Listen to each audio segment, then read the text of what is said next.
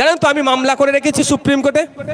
আপনার এখানকার 3টে এমপি আর 20টা এমএলএ, মোট 23 জন, একটাও মামলা করেনি কিন্তু সুপ্রিম কোর্টে।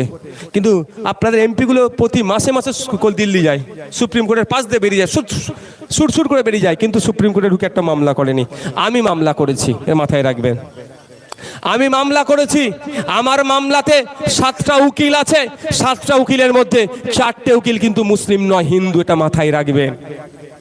সুপ্রিম কোর্টে যে মামলা হয়েছে ওয়াকফ নিয়ে, এই আইনকে প্রত্যাহার করানোর জন্য যে আইনি লড়াই চলছে, যে সমস্ত উকিলগুলো আইনের দিক থেকে যুক্তি তর্ক দিয়ে কেন্দ্রে নিয়ে আসা এই বিলের আইনের বিরোধিতা করছে, সুপ্রিম কোর্টের চিফ জাস্টিসকে যে বোঝানোর চেষ্টা করছে, যারা বোঝানোর চেষ্টা করছে তাদের মধ্যে 95% উকিল কিন্তু হিন্দু সমাজের, এটা মাথায় রাখতে হবে আমাদের।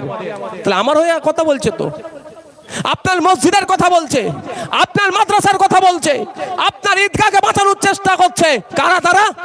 কারা তারা বলুন? হিন্দু সমাজের মানুষ। তাহলে আপনি কে ভুল পথে পরিচালনার চেষ্টা করছে? আপনাকে কে বোঝাচ্ছে এটা হিন্দু মুসলমানের লড়াই?